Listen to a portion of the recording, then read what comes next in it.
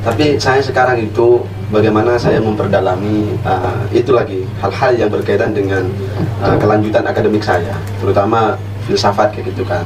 Oh iya. Nah, dalam dunia mahasiswa atau bahkan pasca sarjana itu dunia filsafat sangat kental sekali. Jadi saya bagaimana mengejar itu biar saya tidak terlalu lamban dalam proses akademik saya, sehingga saya harus memperdalami filsafat gitu kan. Mulai dari belajar filsafat Barat, Yunani, dan juga filsafat Islam kayak gitu kan. Banyak Bung, untuk filsafat itu dari orang berkata mengenai filsafat itu untuk belajar filsafat sangat membuat pusing, jelimet gitu. Sebenarnya mengenai filsafat itu sendiri bagaimana sih Bung? Artinya filsafat gitu, sehingga orang harus belajar filsafat gitu.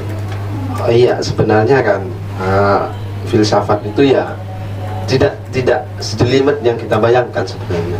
Cuma memang kalau orang-orang baru belajar beradaptasi dengan buku-buku filsafat mungkin dibilang jelimet atau sulit lah untuk dipahami.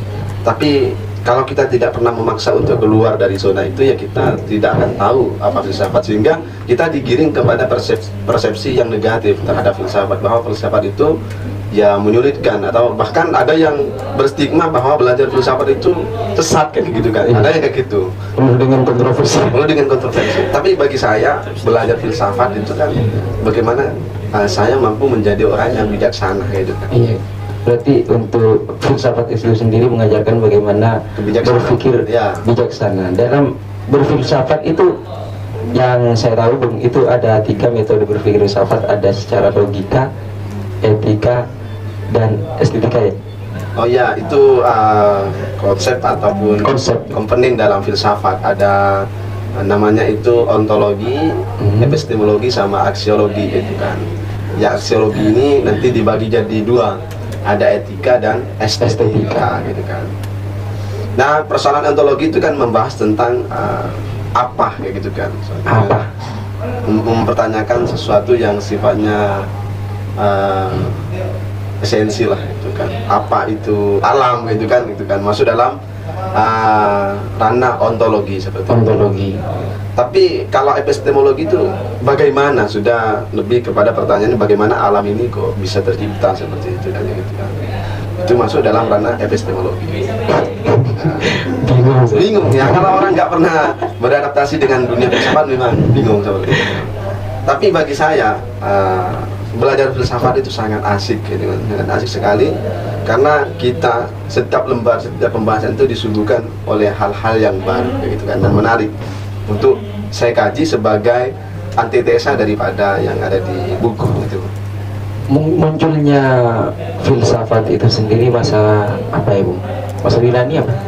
Oh iya, masa ya itu kalau kita berbicara histografi daripada filsafat itu atau filosof itu, ya dimulai dari kalau di bukunya Muhammad Nasir itu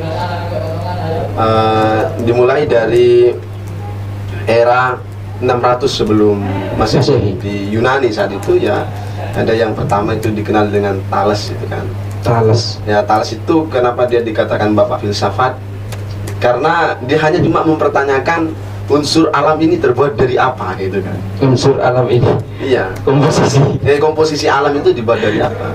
Itu yang membuat dia menjadi seorang bapak filsafat. Akhirnya setelah itu generasi di Thales itu, sehingga banyak orang filosof-filosof yang berhipotesa gitu kan. Ada yang mengatakan dari air, ada yang mengatakan dari udara, ada yang mengatakan dari api gitu kan. Jadi banyak sekali pendapat-pendapat yang berbeda mengenai pertanyaan Thales ya. Ya, cuma mempertanyakan itu. Mungkin sampaikan Bang Haji sekarang punya pertanyaan yang bisa saja menjadi filosof kontemporer kayak gitu. Tapi takut Bung. Gimana ya? Ketika kalau Bang Haji sendiri mendengar kata filsafat itu gimana ya? Seakan-akan mungkin tidak tahu ya, kalau seandainya belajar filsafat mungkin diberikan kemudahan seperti itu kan. Tidak takut lagi untuk mengungkapkan suatu pertanyaan-pertanyaan yang sifatnya yang dianggap kontroversial, padahal tidak.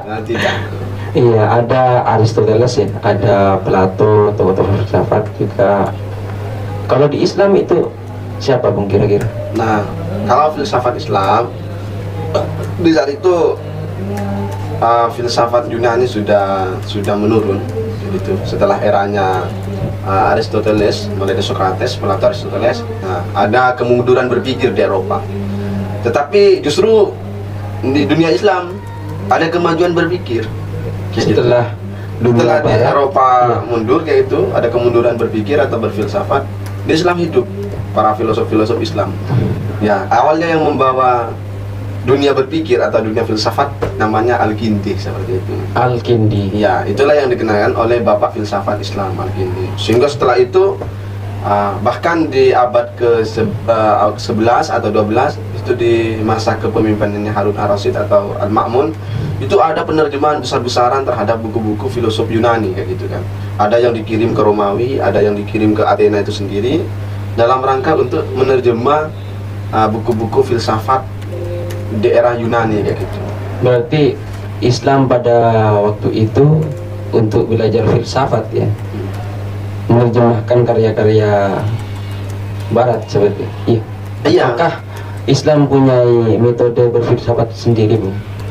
Ya, ada yang sudah murni karena waktu itu sudah ada di Persia kayak gitu kan.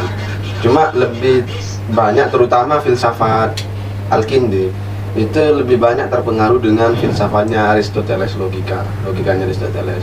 Nah, karena filsafat itu sebenarnya bukan hanya cuma di Yunani di saat itu, ada filsafat India di saat itu yang sudah lama juga, Persia juga. Cuma yang terkenal ke permukaan itu ya Yunani. bahwa filsafat itu dimulai di Yunani.